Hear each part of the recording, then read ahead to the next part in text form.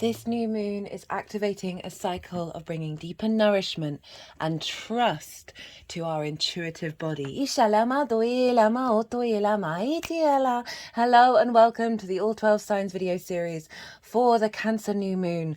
My name's Chloe. I work with card divination, astrology, and as you just heard, and as you can see, I channel multi-dimensional energies through my body, both in the form of physical and vocal light language. All of this will be happening throughout the reading, and it brings through healing, attunement, and activation codes to the messages that come through. For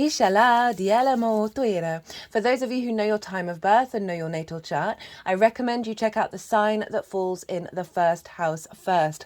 This is the rising sign where your ascendant is. I read for all of the signs as if they're in the first house, so the astrology will link in closest with this. However, it never invalidates you looking at any other part of your chart, perhaps where your sun or your moon are, because they are always getting activated with every lunation. Whatever sign it is that you're checking into, look to where it falls in your natal chart, look to the house that it's in and the themes of that house. You want to apply those themes as well as all the meaning in that sign to the messages that come through in the reading. It will be as if that sign energetically has moved to the first house, so the astrology for the rising sign will still link in. You just got to add on your own natal chart meaning on top of it. As always, take what resonates, leave what doesn't. I am reading for Virgo in this video, so let us begin. Virgo rising. How you doing, Virgo? So I read for the rising sign. So for those of you who don't have Virgo in the first house, which is your rising sign, look to the house that it does fall in your natal chart. Look to the themes of that house, and you want to apply those themes as well as all the meaning you've got going on in the sign of Virgo to the messages that come through. It will be as if that Virgo energy from your natal chart has now moved to the first house. So when I break down the astrology for the rising sign, it will still link in. You just have to add on your own natal chart meaning on top of it. As always, take what resonates and leave what doesn't. Right, this is a reading for the Cancer new moon. I just want to apologize for the delay in these videos coming out. This is mostly down to Neptune going retrograde and dissolving the screen of my phone. So I work with 6 month cycles, so even though you're watching this after the event, the messages that come through in these readings are still live, still helping you, support you over the next 6 months. So I'm going to be breaking down, first of all, the key significance of this lunation cycle. There's 2 main themes that I want to talk about. I'm then going to break down the astrology in regards to where this falls for Virgo rising. And as I do so, I'm going to be shuffling this deck and all the tarot cards. They're going to go everywhere. And then at the end of the astrology, the energies that I channel, the multi-dimensional energies that I channel, hello new viewers, this will come through in vocal and physical light language that bring healing, attunement and activation codes throughout the reading. But the energies are going to move all the cards around. They'll do some energy work, and then they'll put the cards into the 3 piles. And that's when I'll bring the tarot into the astrology. The 3 piles are what is being released with this new moon, what is being activated, and how to amplify that and activated energy. So let's begin with this new moon in Cancer. Well, why am I saying it's significant? Well, I've done a collective reading on this. It's always the first video to go out. If you want a deeper understanding of this moon, where I go into things in way more detail, pause this video, go check out the collective reading, come back. I talk about and expand on the energy of how the celestial bodies are talking to each other. This forms a harmonic energy blueprint, right, that we're then working with. And I really expand on that energy of what that feels like. And so if you sort of tap into that, you can figure out, okay, well, what does that feel like for me? And then you can work from your own autonomous energy with this moon. Also did a collective tarot. Haven't had a tarot reading like that in a collective reading since the Leo full moon. Very few cards came out. That's quite rare for me. Usually I get half the deck. And it was a very sort of succinct message in alignment with the power of this lunation. Lots of channeled messages as well. And I go into more detail about what I'm about to talk about now. I will bring in all the major themes because I'm very consciously aware not everyone's got time to check out that collective reading, even though there's always so much good stuff going on in there. So why is this moon, this lunation cycle, significant? Well, for two reasons, the two main reasons anyway. The first reason is that since Aries season last year, when we had 2 new moons in the sign of Aries, the lunation cycles have been in conjunct one another. We just had the last one, which was the Gemini new moon to the Capricorn full moon. And so this is when in conjuncts aren't a traditional aspect. This is when we are working with sort of unconventional energy, 6 different energies that don't traditionally have things in common. So, for example, Gemini, mutable air and yang in nature, followed by the Capricorn energy of cardinal earth and yin in nature. So imagine you're herding cats, right? 6 very independent energies that have all got their own agenda. This is the vibe, right? If you don't know you're herding cats, this can be very difficult, very discombobulating, a bit frustrating, some crossed wires, some frustration. As I said that twice. But once you realize, oh, this is what's going on, this helps us break out of traditional ways of thinking, and then you're able to work with 6 energies together in an unconventional, very sort of maverick, inventive way, right? In conjuncts. A sort of kind of curveball energy that helps break us out of old patterns. And we've had these downloads for over a year now. Now, you may have noticed that there have been certain times when it's felt like a new reality is coming in, right? A more integrated, expansive reality that's taking us out of the old cycles. And then all the disruption may come up, the old cycles come up. It doesn't quite feel integrated. It might have been quite frustrating at times. Those inconjunct energies were helping unlock parts of ourselves that we wouldn't normally get to if we were just going in a straight line. Okay, right, and inconjunct, so the opposition is a straight line and the inconjunct is a straight line and then a bit of a kink, right? So it's kind of all misdirection going in a different direction. So we've had some very powerful inconjunct energy downloads over the last year and 3 months. And so we're at the end of that. And now this new moon is activating a cycle of lunations where it's now back into the opposition, that streamline, that level of balance, that level of commitment and integration with our integrity. And so this is activating a cycle where we're bringing that all into alignment of everything that we've been working on over the last year and 3 months. And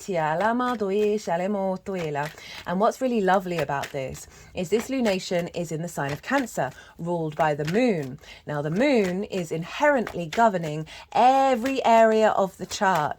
And this is because what goes on with the ruler of a sign influences the sign that it rules. So the Sun and Venus are there, and therefore those signs, those planets, the signs that those planets rule, and celestial bodies, the Sun's not a planet, are being governed by the moon, and therefore all the planets that are in those signs are being governed by the moon, and then all the signs that those planets rule are being governed by the moon.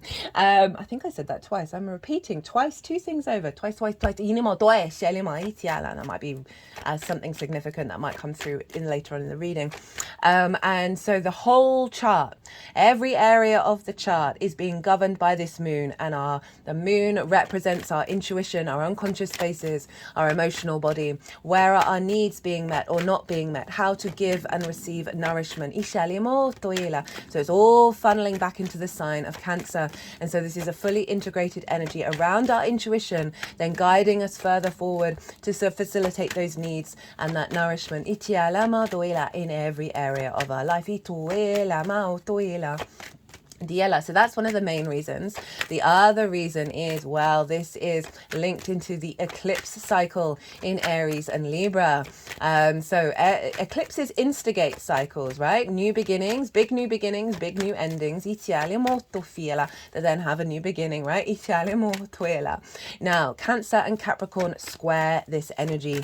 This is where things start to manifest from the eclipse cycle. So from July last year, when the nodes moved into those signs, the signs of Capricorn and Libra were being influenced by the eclipse cycle and the agenda of the longer term cycle of the eclipses, which is 18 to 19 years. So I talked about this in terms of the Capricorn energy, which is representing the manifestation of the North Node in the last transit of the full moon in Capricorn. I'll mention that again when we have the second full moon in Capricorn. So we're now going, as I said, back to the opposition. Now, the Cancer area of our chart is representing the manifestation of the South Node over in Libra. The South Node is the tail of the dragon. It often represents releasing of things, a drain, a heaviness, a more inner esoteric yin journey, right? Rather than the extrovert, rather than the outward manifestation. This is a cultivation inward, in an inward space. And so often the South Node has to clear out a lot of debris, has to clear out some toxins, some old ways of thinking. There may be certain situations that you wanted to manifest that haven't, because it's not in alignment with the longer term cycle of your soul. You may have felt a heaviness, a sense of disconnection, as well as heightened sensitivity of the Cancer area of your chart. It may have just been a bit frustrating, as I said, things not manifesting, things falling away, and not working in the way that perhaps the Cancer energy normally does. And so this is then amplified by any transits we have in these two signs. And at the moment, well, we did have Mercury there, but at the moment we've got Venus, the Moon, and the Sun. The amount of people that I've spoken to talking about their life and how they've been a bit frustrated about a certain area of their life and a bit drained and feeling a heaviness, not quite feeling themselves. It has always been the Cancer area, and it's quite blown me away. So we've got this beautiful new moon happening. That's activating a new part of the cycle of what's going on here. So let's get into the astrology for Virgo rising. Well, whatever Virgo is in your chart, Virgo and Cancer, they sextile one another. A sextile is an aspect of Venus. So it's a soft, easy, free-flowing energy. It's a very supportive energy. Venus represents love, appreciation, value, a sense of connection, of harmony, of grace, of diplomacy, of creativity. And so there is this beautiful, supportive energy coming in to facilitate your Virgo energy in regards to getting more creative, finding more ease, more flow, more connection, more appreciation of these two elements together. For Virgo rising, where is this happening? This is happening in your 11th house, the house of good spirits, right? This is about friends, groups, and alliances, bigger collections of people, as well as reaping the benefits from your 10th house, which is your life purpose, your career, your visibility, and your reputation. So you may have felt a bit of a drain, a bit of a disconnect in these themes of things, as I say, not quite manifesting outwardly in the way that you like, but through that process. Oh, Sheila, this is shown up for nearly everyone. Who wasn't it? It was Pisces, Scorpio, and Libra. Other than that, everybody else has got the King of Cups. So you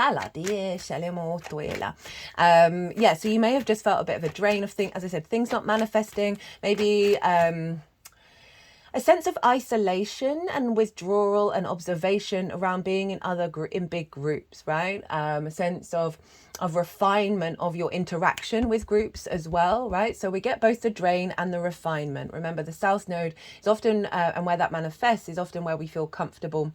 And therefore we bring in deeper nuance and refinement, right? It really is calling to bring a deeper meaning into your life in regards to this area of your chart. Don't worry, it's not going to happen for another 18 to 19 years if you've been struggling, right? Certainly, I know that certainly as the people that I've been speaking to has just been like, what? But this is the house of good spirits, so you might have been able to navigate that a little bit better than some other signs, Virgo. You might have just felt like your hopes and dreams, you've been refining them, but they're not quite getting going. You're not quite getting that manifestation energy. There may have been some hypersensitivity around these themes, and also, not necessarily seeing the benefits that you're reaping from your 10th house as well. As I said, all to bring in a deeper level of refinement, of letting go of old patterns, old ways of interacting with those energies that no longer serve your soul's expansion. So new intentions around elevating the deeper meaning and intuitive guidance around your needs and your nourishment being met with friends, groups, and alliances, being able to the same with hopes and dreams, as well as being more intuitively guided and supported around reaping the benefits from your 10th house. These are all great intentions to set around this time. even though you're watching it after the event, if I said this already, I do apologize. I believe we can retrospectively go back in time and tap in and plant those seeds. So that's all still there for you.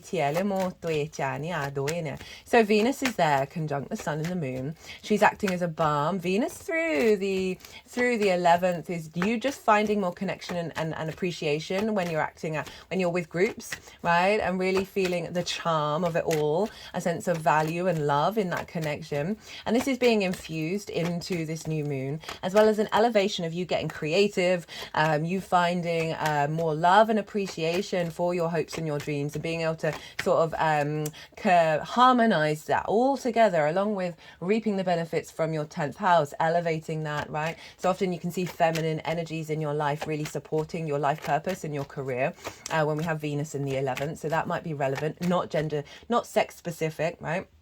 It is, we all have those energies within us.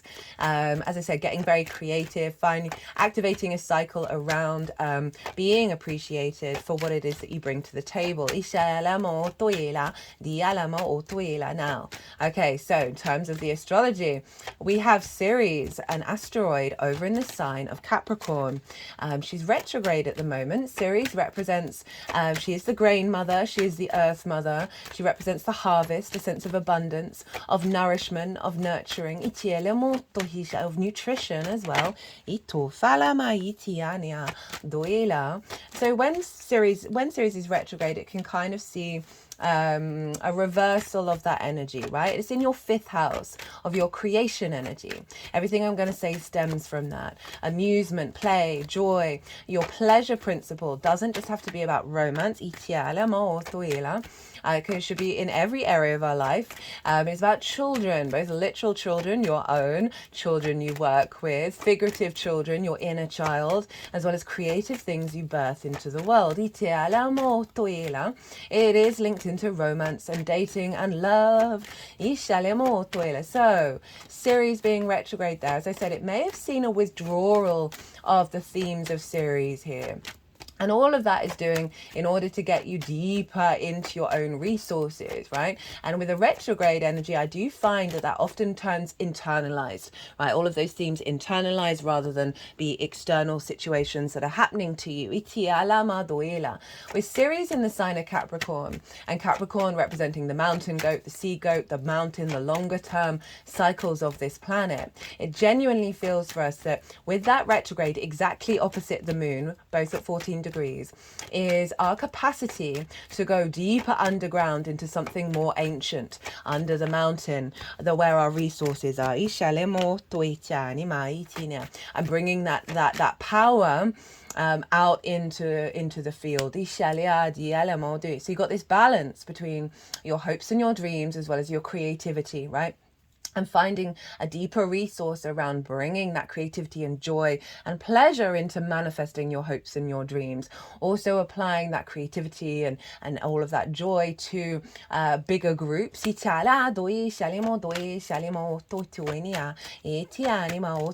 Soothing inner child wounds around perhaps not feeling worthy enough for reaping the benefits from your 10th. I like that one. They just got my hands here on the above the 3rd eye, heading up to the crown chakra. They've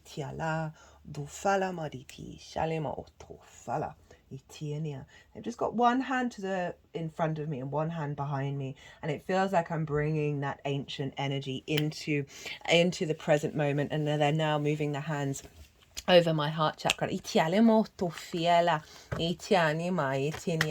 this is where the nourishment that I was talking about at the beginning of the video is coming in, right? And there was a channeled message that came up in the collective reading around, even if we feel like we're in the desert, we are still able to access the well of water within ourselves, a deep and our capacity that even if we're in sort of a scarcity environment, right?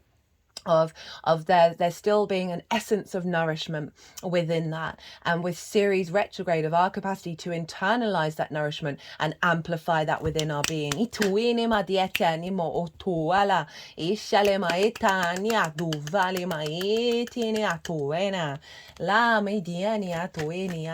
Doshana. Very powerful stuff. Itum dani maiti ali alama otoila.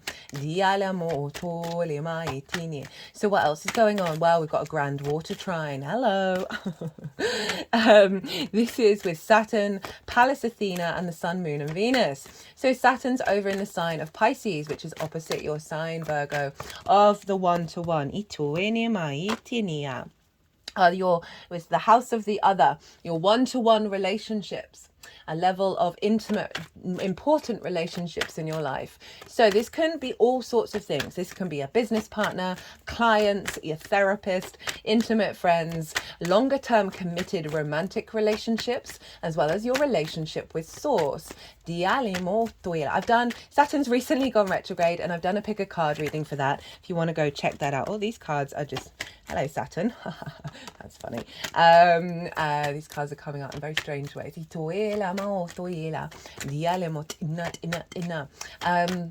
What was I saying? Yeah, so Saturn being in this house, right, can often see you establishing a deeper sense of authority in regards to how you show up with the other and how the other shows up with you, right? The house of the other is what you're drawn to in with the other, what's going on with the other, how you show up for the other, as well as how you understand yourself in regards to the other, right? Can cover all sorts of different things.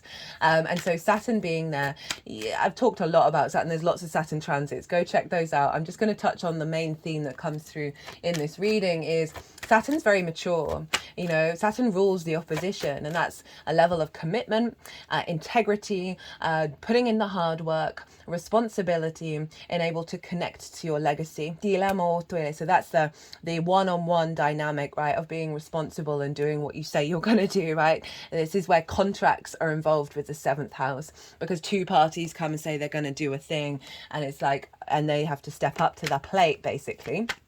So Saturn's there, and so Saturn's bringing in a level of maturity, of inner authority, because it's retrograde, around your sense of integrity in how you move with the other. There's a level of commitment here, but it is also a longer term cycle, very mature energy, very responsible. And so this can be with your relationship with Source, with other people, business partners, you then collaborating with in order to establish your hopes and dreams. This can be bringing a level of intimacy from the 7th into bigger groups, reaping the benefits from your 10th house with that business partner, with clients. And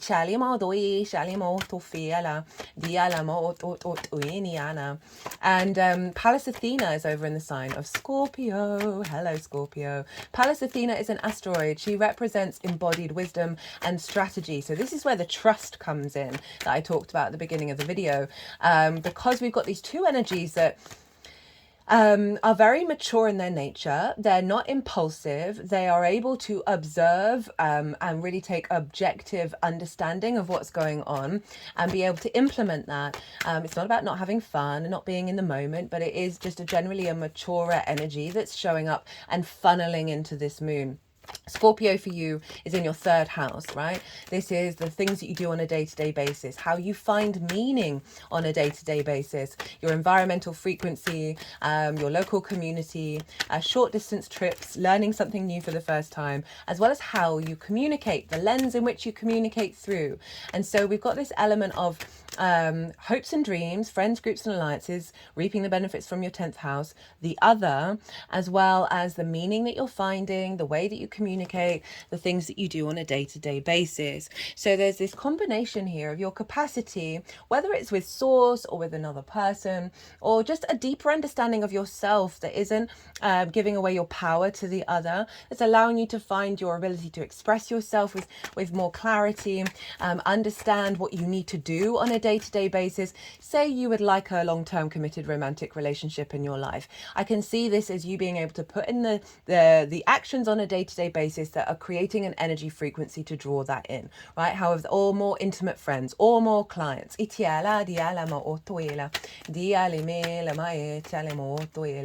I can see all of that funneling in to your hopes and your dreams and your ability to activate that and activate more good spirits, right? Of being more mature on a day-to-day basis that is actually creating more time for play.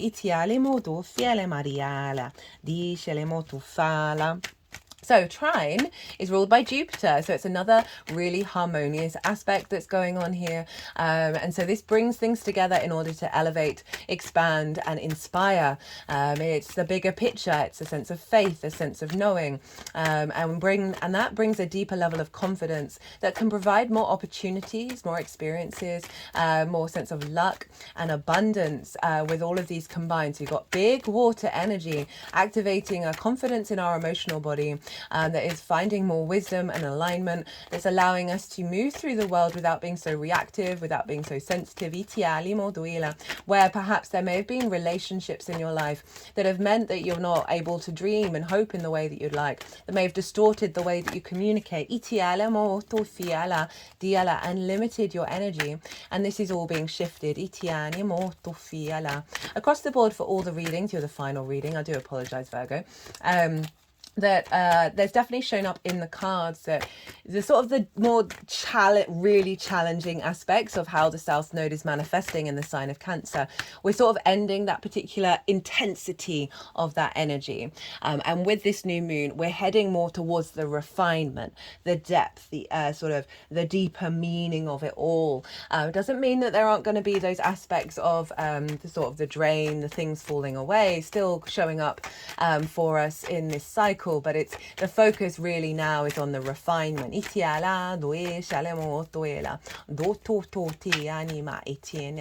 Now, this moon is squaring the nodes by sign and by aspect.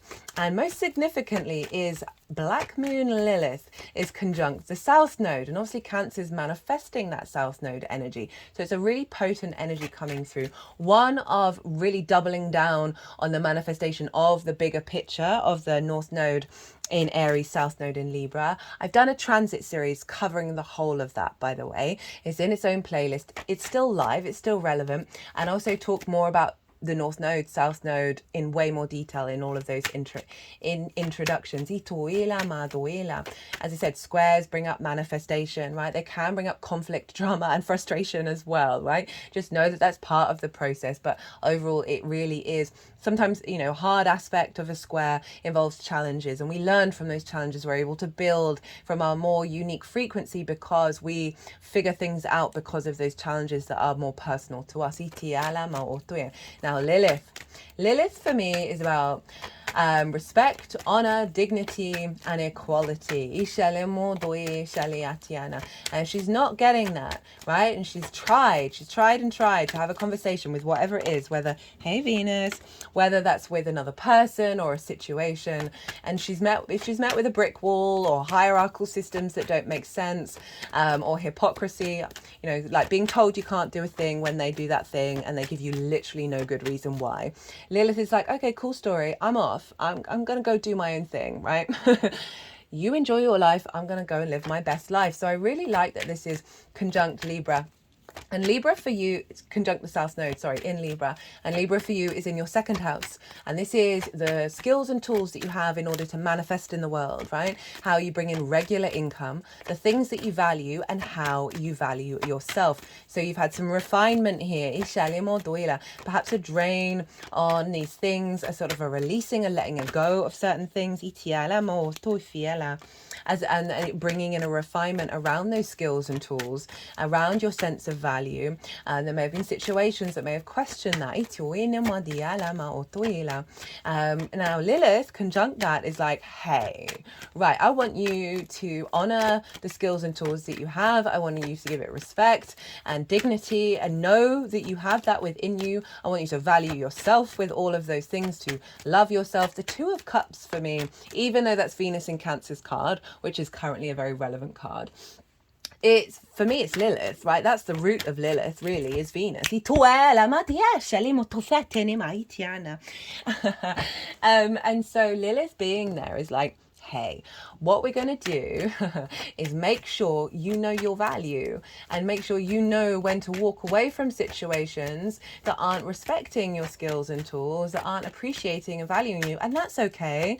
That's nothing. It's not through judgment. It's just facts are facts, and something will open up. And in regards to the hopes and dreams, friends, groups and alliances, and reaping the benefits from your 10th house, overall it's you standing in your power in these areas, right?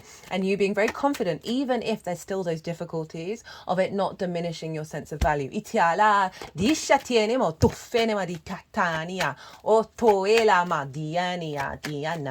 Very powerful stuff we've got. Okay, what else is going on? Now, I'm going to mention this to you, Virgo. I haven't mentioned this in all the readings. Is Juno's in your sign. Juno's another asteroid. She represents commitment, your ride or die, right? What are you standing by? And right now, you are standing by yourself. You are committing to your embodiment of self. And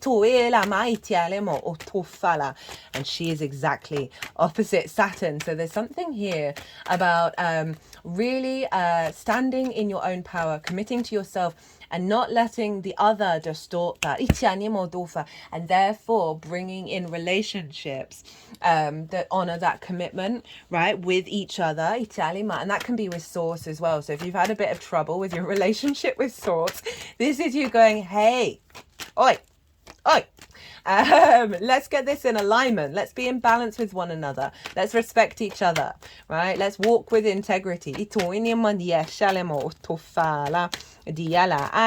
Juno's sextiling Venus as well. So there's a real sense of commitment to the intention of this moon.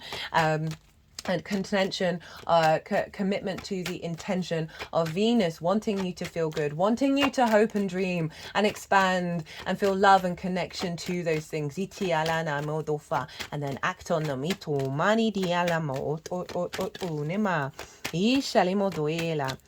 As it's still going. I'm going to mention Mercury. I haven't mentioned Mercury very often, but it's really significant. Yeah, I talk about it in the collective reading. Vesta and Mercury are in the sign of Leo. And those two hang out together over the thousands of years. They're kin, right? I've talked about this often on the channel. I'm a big fan of Vesta. She happens to square my ascendant. And Vesta is about the inner domestic flame, the inner world, the purity of your soul contract and the contracts that stem from that. And not wanting there to be distortions.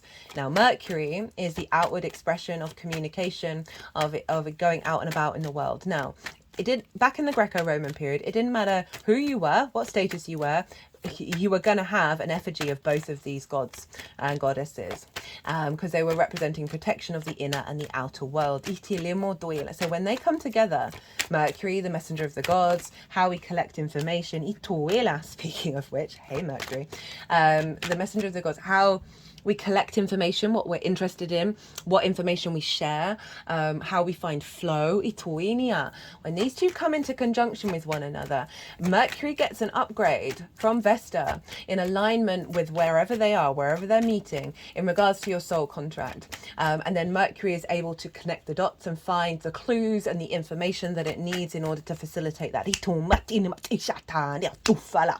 And this is in your 12th house, your hidden house, your house of mysteries in the sign of Leo. This can be a house where there's anxiety, depression, grief, loss, and isolation. Because in those unconscious spaces, there is trauma responses and limiting beliefs. Can feel very personal to you, but not integrated with the rest of your chart, that Leo energy.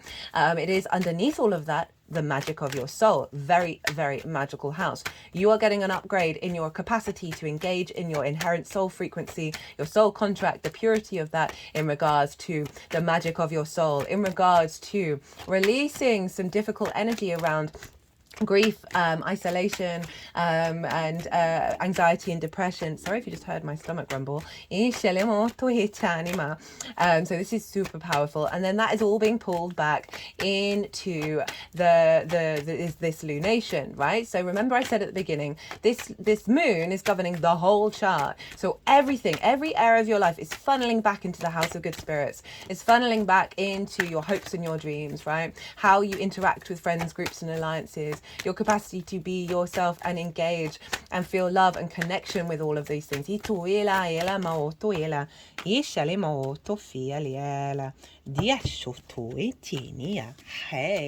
doinima tinia dofania diela o tunia dia shanima di eliana duela. Okay, right. What wants to be at the bottom of the deck? Four of Cups in reverse. So there's some other stuff going on. There's a cool sextile with Venus and Mars and Saturn, and then a trine from Saturn to Venus, which is essentially aligning our love and our connection, our creativity with our passion, our drive, our motivation, and our actions with the longer term goals. Mars is over in the sign of Taurus, about to come into a conjunction with Uranus. I'm going to do a pick a card on that. That's going to be wild. So that's in your perspectives, right? So you've got hopes and dreams, perspectives, and the other, all forming really harmonious aspects of inspiration and creativity around the integration of this, right? Right. Look to where your sun and your moon are in your natal chart.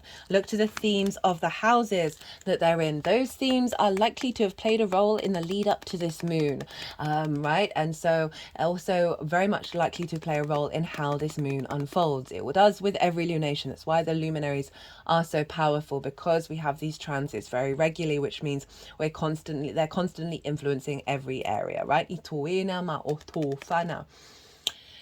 If you're doing intention work or manifestation work or seed planting in regards to this new moon energy, you can work with your intuition around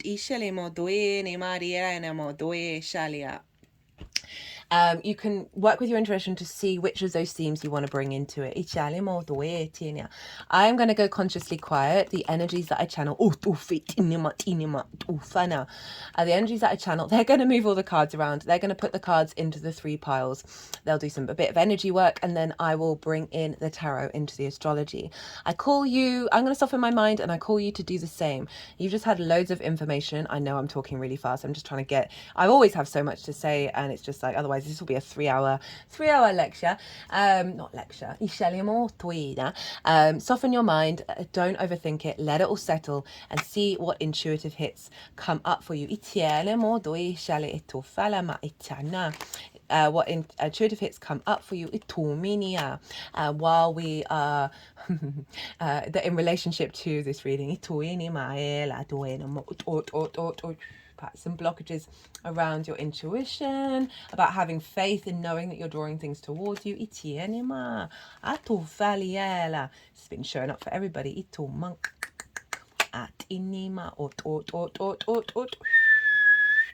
Diana do shalema atiani maotoinia atialia duela do shalamariti atufaliania oelama ot minima dinima ot ditini adi ala tashini. So that was in reverse there. So blockages around being yourself and being in alignment with yourself. I'm not saying that's the prevalent energy, but blockages around having the vision, right? The divine inspiration.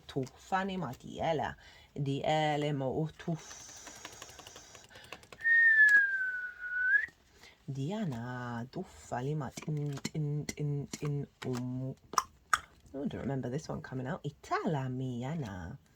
Oenia diala tin o tufalia itiania lama o tuala di shalama do tufenia diala ot dinia o tuela di alima doetini atinima o eni Gini marina mao di shania duela itinima atinima ot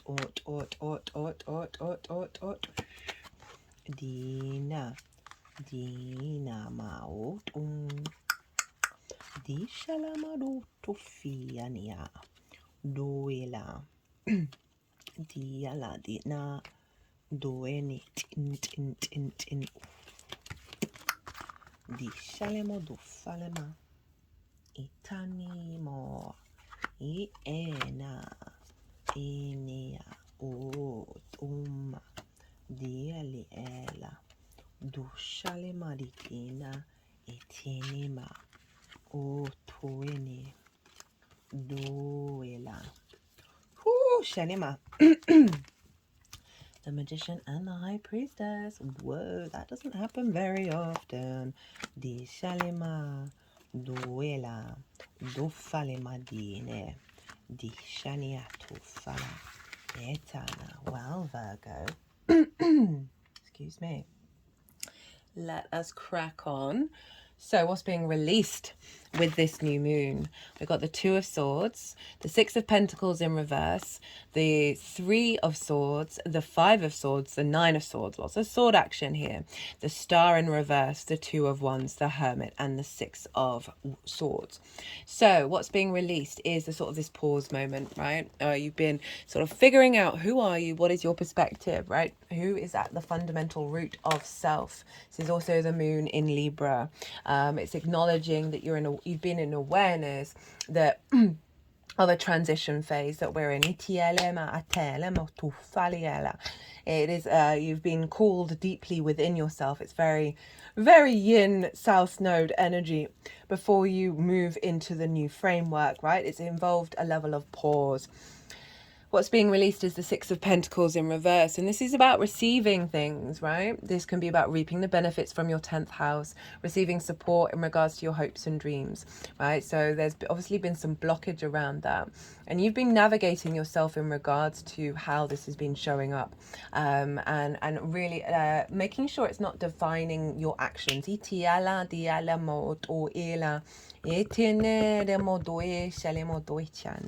Three of Swords. A level of acknowledgement and awareness around things that have caused your heart some pain, right? That can be about hopes and dreams not manifesting, not feeling connected or disconnected from friends, groups and alliances, as well as, again, not reaping the benefits from your 10th house. Any wounds around your good spirits, right? Any blockages around the value of your heart and the power of its frequency that may have caused certain situations to show up in your life. So there is an element of the heartbreak that you've been working through. Doesn't have to be romantic, although we do have Saturn over in Pisces, so it can be about that. This is about words and constructs and ideas that have been said to you that have limited your capacity to be really open-hearted and move through the world from that heart space, rather than sort of the blockages that we can face with that.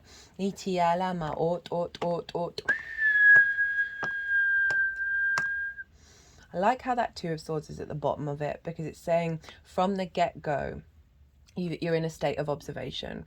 You're in a state of mindfulness of when these things show up. Five of Swords. Most difficult card in the deck, in my opinion.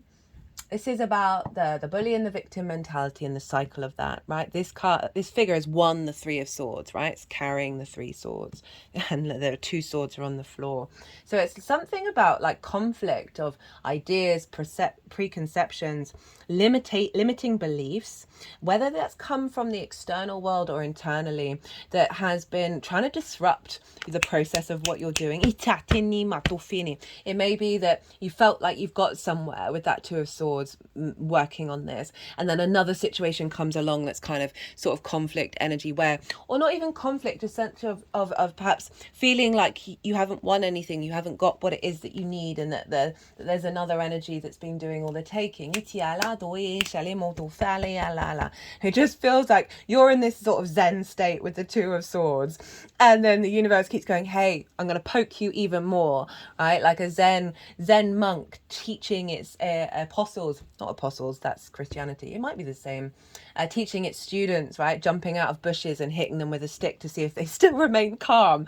Definitely getting that energy with this. Nine of Swords. Hello, anxiety. Hello, shoulda, woulda, coulda, and regret of the past and fear about the future, right? This is the sleepless nights. This is the to-do list.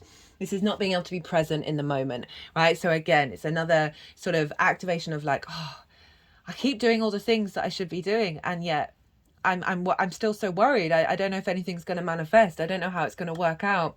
This can be social anxiety as well, like of being in groups and then coming away and just being like, why did I say that? Who am I even really? Like, does anybody like me? That kind of energy that, you know, with the Cancer of the drain of that, of like being very sensitive, being very emotionally sensitive to what's going on, and like feeling quite restricted in how you're dealing with it.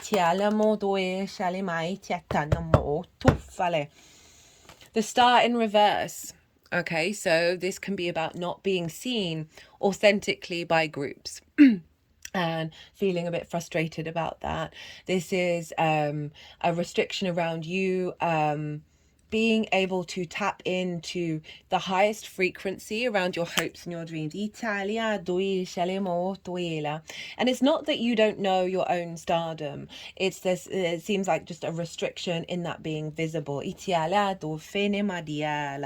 And this can be a process that you've gone through around or navigating and working, okay, well, how can I still step into the star energy if I feel like there's a wall up around it, that my energy isn't going out into the world in quite the way that I would like, right? Remember, it's both the drain and the refinement of it. So you can see both sides of the same coin show up often. It's never either or, it's often this and that.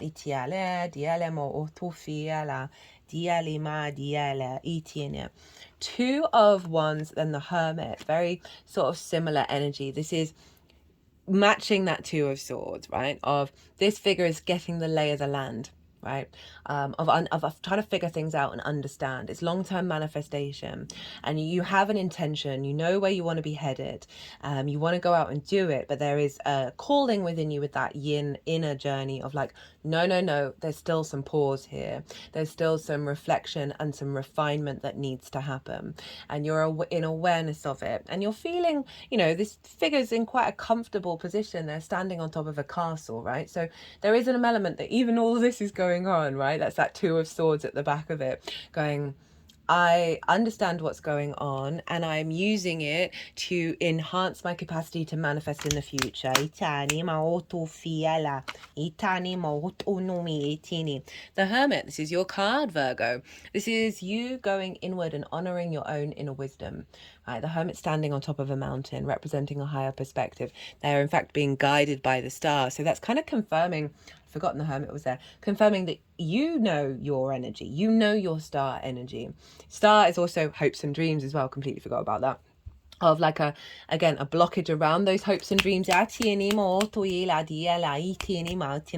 the Hermit, you're like, okay, I'm still in my own power. I understand, maybe I don't understand fully what's going on, but I have a knowing within me that what I need to do is really cultivate my own energy and how I embody myself, and that's the most important thing in this cycle. We've got the Six of Wands, Swords even.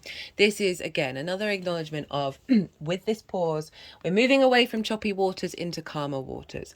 There's a limbo energy here, there's a transition energy. It's been showing up in all of the readings that we're in, that you'll remember, switching from the inconjuncts to the oppositions. Of you're taking with you these constructs that you've learned, right? You've got rid of you're getting rid of the conflict, the anxiety. What else was coming up with those swords? The Three of Swords, right? Really difficult sword energy. And you're like, I'm not taking those with me. I'm taking other swords with me to this new landscape that we're now heading into here. This new moon is activating this cycle. So what's coming in with the download? What's being activated? King of Cups, Nine of Pentacles, Three of Wands. These have all been showing up. These have all been showing up for almost everybody.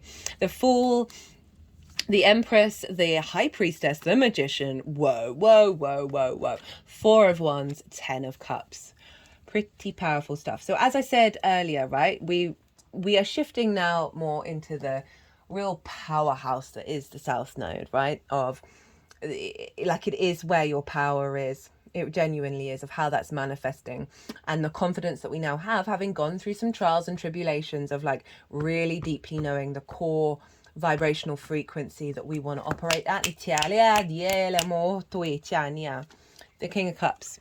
So This is about emotional control. The king is sitting on a stone throne in a stormy sea. There's a giant sea creature. We don't know what it's up to. The king doesn't know what it's up to. That ship doesn't know what it's up to. Could be good, could be bad. Oh, this fell over. The king doesn't care. King's not bothered. King's not being affected or distorted by the external reality, right? And I love that this is shown up for nearly everybody. The king, this is not about negating emotions. Emotions are incredibly powerful. They are so integral to our species, right?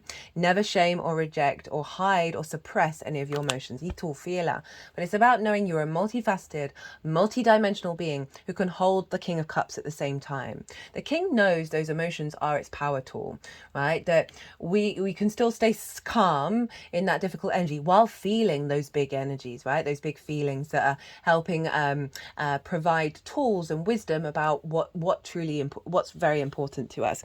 So this is by harnessing your intuition, harnessing your emotional body, your imagination, and taking action on it. Kings are sovereign in their nature. They take action. This is very yang energy. So I love that this is coming through, right? Of our capacity to put what we've learned into action. So this can see you taking more confident steps in regards to your intuition around your hopes and dreams, despite how it might be manifesting. It's like, no, I know what I want and I'm going to act on it without expectations or assumptions about how it's going to turn out. How does it feel? Does it feel good doing those things? If so, keep going. 9 of Pentacles. Love this card. Came up in the collective reading, as did the King of Cups. This is incredibly independent energy. This is, in fact, Venus in Virgo. This figure knows what they need to do in order to bring about a holistic life, right? Happy home, happy work, happy friends, happy lover. All of the boxes are ticked, right? Very opulent in its energy. Doesn't have to be in the physical realm. But there's this sense of, I know what I need to do. I'm able to say no at the things that aren't facilitating it. And I'm going to take that action and I'm bringing about a sense of abundance and nourishment into the 3D world. So I really like this sort of very independent energy, both of these cards, of like the external world can do what it wants. I'm going to go my path and I'm going to do the things that I need to do. And this is coming from a very authentic place. And if it isn't, get it in a line with that. Use your intuition, go inward, explore what your feelings are telling you, what your intuition is telling you, really get to the root of your essence, and then you'll be able to take action from that root. That's then opening up a lot of space for many possibilities to come in.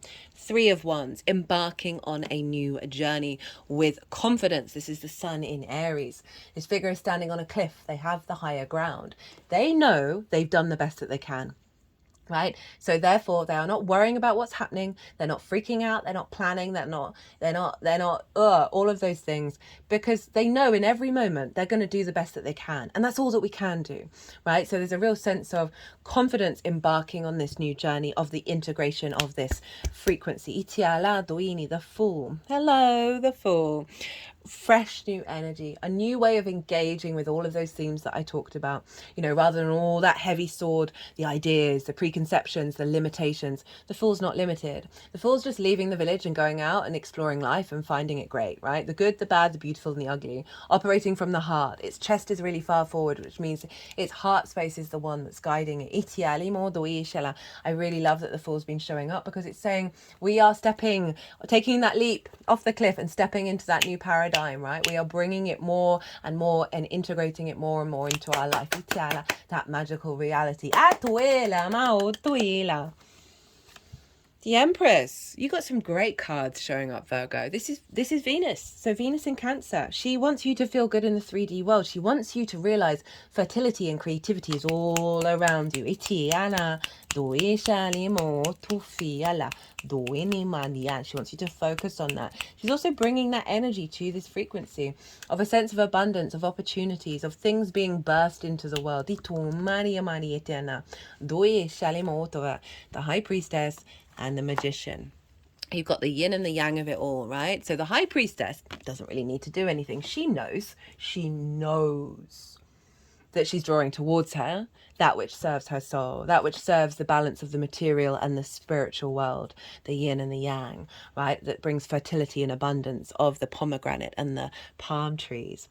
palm leaves even. She is the moon's card. So this is your heightened intuition, heightened psychic ability of just knowing and having faith in how things unfold, that your needs and your nourishment are going to be met. If you have a hope and dream around activating a deeper level of connection to your intuition, this showing up is saying that's what's going to be going on.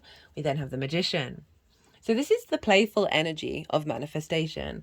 And it is this came up in the, I think it was the final card in the collective reading. Spoilers.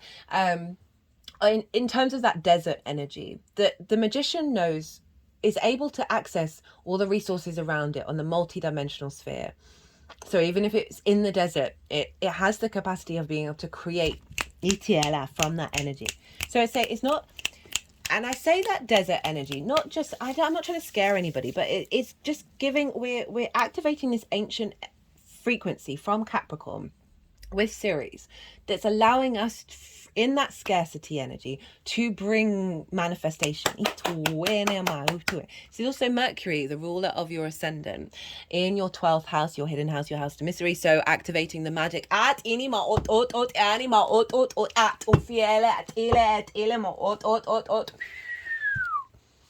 was intense. That was obviously the vibe. Four of Wands, Ten of Cups. Great cards to end on. So this is sort of, there are going to be things to celebrate. There are going to be representations out in the world that bring you emotional alignment. You're going to see that happening externally from yourself. This is the externalization of the Nine of Cups. This is about having put in the hard work, that there's now a milestone, there's a sense of celebration. I'm going to have to pause. I've got a tickle coming up. It happens every time I sit here. Never face to face. Big collective throat chakra work. So, excuse me for that. So this is sort of acknowledging the hard graft that you've been putting in, and that it's going to start manifesting in terms of reaping the benefits from your 10th house. There's lots of figures here. So interactions with groups, celebrating with groups, feeling more in alignment with groups, as well as those hopes and dreams, right? There may be some big manifestations, or there may be just clues and signals and signs of it's building, it's building, it's building. We got that Ace of Swords on top of the Four of Cups in reverse, from the bottom of the deck. The Four of Cups is comparison, is the thief of joy. Seeing what other people have, right? Their hopes coming true, getting everything they want from their work, connecting with like-minded people, soul tribe, and being in flow and union, right? But there's a depression, there's a melancholy here, right? This figure is crossed arms, crossed legs. They're not doing anything about it. And they cannot see that they always have that Ace of Cups within them. It's in reverse with the Ace of Swords on it. So that energy is being reversed with a clarity of vision of your sovereignty, right? It's like, you know the score from a higher perspective now. You have that higher perspective. You're not getting, when I say stuck in the feelings, I mean those sort of hypersensitivity, those hair triggers that really dysregulate us. And, yes, we can benefit and learn those things, but sometimes we can get stuck in a loop from that because our mind's like, oh, there's some cortisol, there's some adrenaline that's going to feed me. And so it kind of overrides other aspects of self and really sort of diminishes our expansion energy. So it's that kind of energy rather than, oh, I feel sad, or let me look into why I'm feeling sad. Oh, it's because of this. How do I work with that? It's not quite that, because that Four of Cups is really like stuck in that space. So I love the Ace of Swords is kind of cutting the cord from that and giving a bit of liberation. Right, how to activate this energy. King of Swords in reverse, Seven of Swords, Three of Pentacles, the World card, the Moon card, the Knight of Cups, and the Ten of Pentacles. Sorry, I just have to pause again. I do apologize. Sorry about that, Virgo. So where were we? Right. So how to activate it. Get out of the rational mind, right? Be open to miracles, to irrational ideas and hopes and fantasies with no expectations or assumptions, but get out of what you think is rationally going to happen in regards to all of those themes. That's going to be a key thing. There's a rigidity to the King of Swords. It's shown up a fair amount in reverse here. Like, we've got all that water, all that emotion or that imagination or that sense of love, of really allowing that to flow through you and not letting the sort of fixed idea of this is never going to happen, this doesn't make any rational sense, therefore it cannot happen. Cultivate a sense of meditation, of fantasizing in a really delusional way.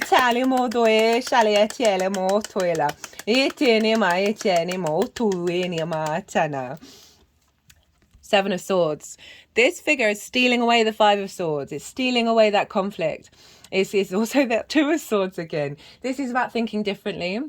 This is about thinking outside of conflict, outside of disruption, in a way that is allowing more. It's kind of tying in with the King of Swords of like, allow yourself to think beyond old paradigms. Get creative. Think beyond the limitations of the current structures that we're in.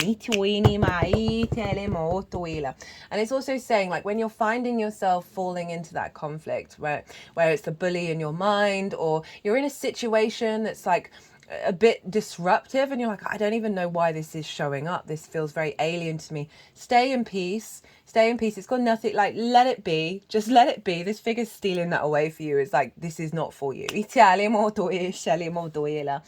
if it's going on around you, there's a sense of that with that King of Cups, of your emotional body not being distorted by the external. Remember, eye of the storm is the calm, right? Everything's always a storm. And so if we stay in the eye of the storm, we can stand in our power and be able to tackle anything. Three of Pentacles. Mastery of self, mastery of the dreams, focus, right? Okay, this is great. So I've been using the example of, right, this figure its parents wanted it to either be a doctor, a lawyer, you know, all those traditional professions that mean that you're kind of like, you're supported, right? They're never going to really go away.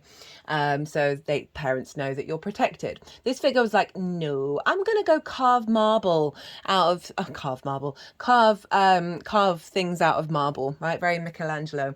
And went and did it. And didn't listen to his friends, didn't listen to anybody, and was just like, this is what brings me joy, this is what I'm doing, right? And then came into a state of mastery. It was very authentic to its frequency. And this is calling you to do the same. Again, it's been quite a similar theme around the maturity and the authority and the autonomy of self, which is the North Node in Aries, right? Of you putting in the practice, right? To master something, you got to put in the hours. There's no getting around it. Around this energy, right? Of okay, what is my hope and dream? How do I want to be around groups in a more authentic way? How, you know, in terms of reaping the benefits from your 10th house, this is saying, if you're not, and if that doesn't always manifest very quickly, to just keep focusing on the fact that, do you love what you do? Can you find a way of loving what you do? Because you may be in a career that isn't necessarily ticking all your boxes, but when we find this energy of like, okay, how do I find one part of this really nourishing, that can really help support the frequency of being at peace and not being in conflict with a situation, which brings in more abundance. This is also about collaboration, right? So this figure is drawn towards it others who have different qualities, and they are building something beautiful and long lasting. So there can be something around collaborating with groups that work together to help facilitate one another, as well as overall your intention with this cycle about building something that is beautiful and long lasting, rather than perhaps falling into a bit of fear and worry, and just knowing that it can take a while for these things to build, and that's okay. That's part of the process. The World card. Hello, Saturn. Know thyself and the world will open up to you. Right, so when we go down that journey of figuring out who on earth are we peel back those layers, right? And then we sort of find vulnerabilities, or we find things that aren't to do with us. And it sometimes means we have to establish healthy boundaries. That's part of the process of then really getting back even deeper to the self, where we then need zero boundaries, right? Saturn's rings are dissolving, guys, right? We're heading that way. And so the more that you're integral with your inherent frequency, right? The more that you've pulled back, okay, that was to do with my mother. That was something to do with a great grandmother. That's society. I don't know why I think that. That's not a thought of mine. You get back to the root energy, and then you clear a lot of clutter. Right, this figure is naked. They are unmasked. They're like the star card. They are uniquely themselves. And when we clear that clutter, we then operate with a greater space to co-create with the world, right? With source. And so then the world opens up to you. So it's, again, reconfirming. And also Saturn, integrity, right? Make sure you're walking your talk that's right for you. The moon, get in touch with your sensitive side. Oh my God, I'm so sorry that singing came out. That was terrible. One day I'll have good pitch. Very dreamlike. Get in touch with your dreams, right? This is sensitivity, psychic nature. There's a softness here. There's also things that are unseen and that you don't know about. Allow yourself to be okay with that. Allow the unfolding, the ebb and the flow of the moon. This is Pisces as well. So this can be saying, have a stronger connection with source, create more space for it.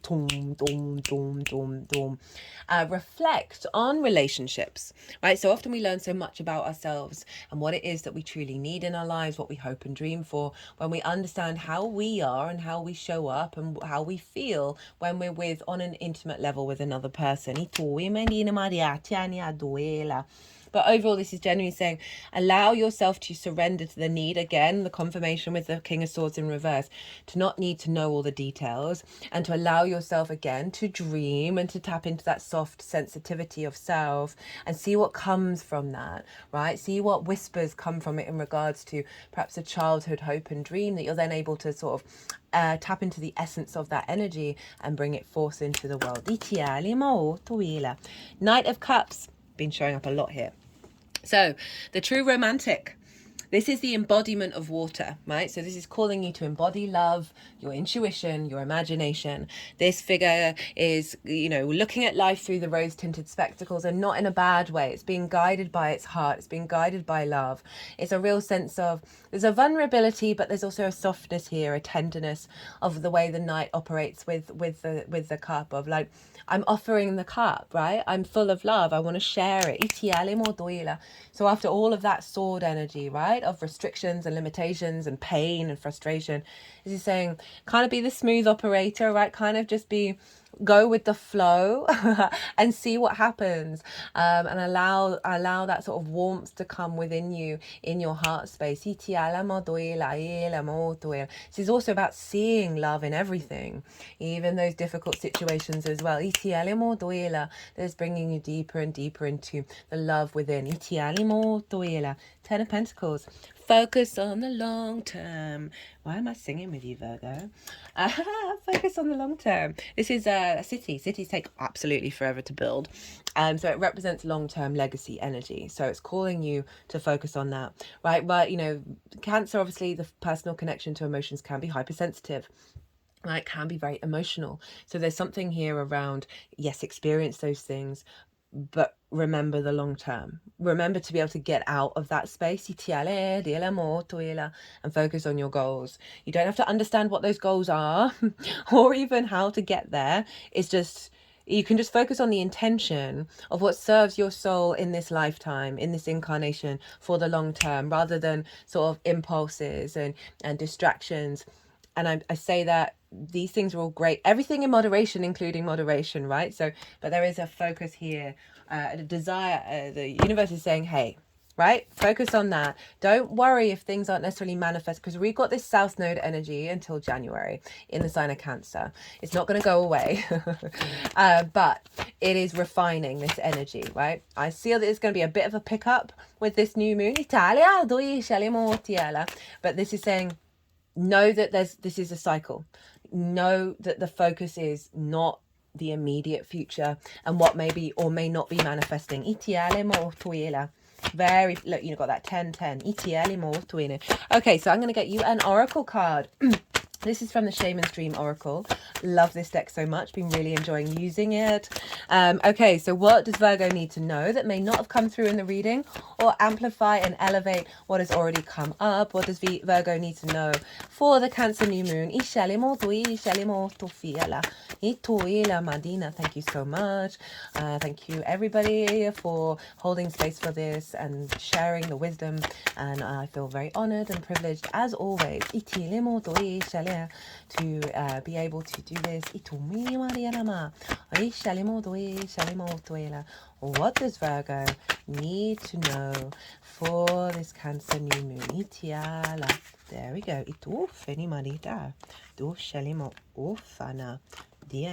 feel like there's another one.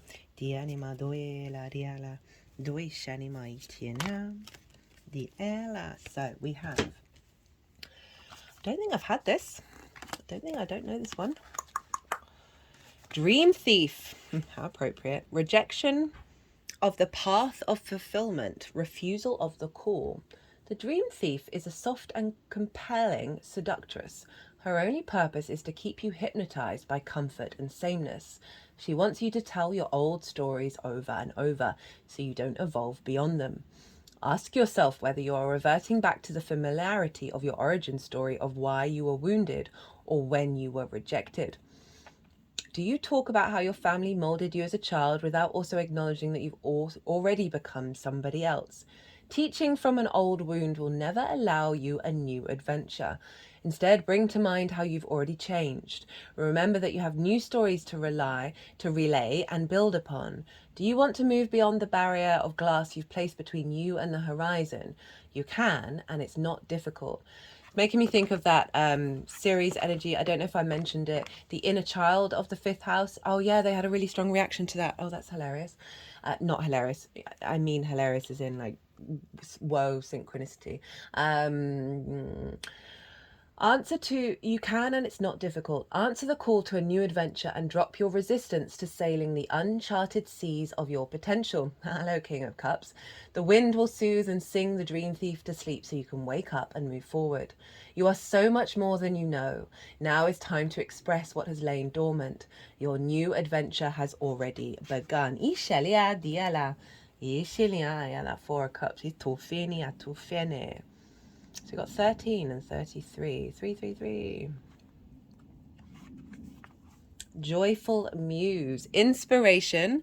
The gift of play in a child. Shut up. Shut up, series. You're playing with us. The Joyful Muse invites you to be more playful, to have more mirth and joy in your life. You have become boring to yourself, even as others continue to find you interesting. Circumstances have dulled your edge and it's time to change. Not the things around you, but your attitude. Blow a morning kiss to yourself in the mirror. Smile to a stranger. Wink to a child. Be mildly but elegantly inappropriate. The Joyful Muse is a source of inspiration, a wild and disruptive feminine force that compels you to invite more pleasure and delight into your life. Give yourself permission to be mischievous and find the humor in tragedy while careful not to become frivolous. The power of this muse will shake up everyone around you and invite you to create beauty and grace out of the pain and tragedy you perceive in areas of your life. Very, very in alignment here. The Joyful Muse often comes at a time when darkness prevails and the future seems dour. Embrace her gifts, being playful without being silly. Invite the child inside of you to come out for a play date, and he or she will help you to return to your innate innocence. The place of never been there, never done that, even if it's the same routine you wake up to every morning. Well, Virgo, you couldn't get any more in alignment with that reading. That's why this deck blows me away. It's every time. It's wild. Okay, Virgo, I'm going to leave it at that. Oh, 11:11. Thank you so much. As I looked at that, it's going to turn over to 11:12. Thank you so much for being here. I hope this resonated. If it did, even if you just like the tarot and the astrology, it'll bring me so much joy and help the algorithm if you hit that like button. As I said earlier, if you want a personal reading, it doesn't have to be about this, it can be about absolutely anything. My website is in the description box as my email address. is on the website. I'm also on Instagram. You can DM me. I like to tailor to the client. I've got a Virgo sun, by the way, so I really like to facilitate. Oh, what else do I want to say? I think that's everything. Virgo, be good to yourselves, be good to those around you, safe travels, and be well until we meet again.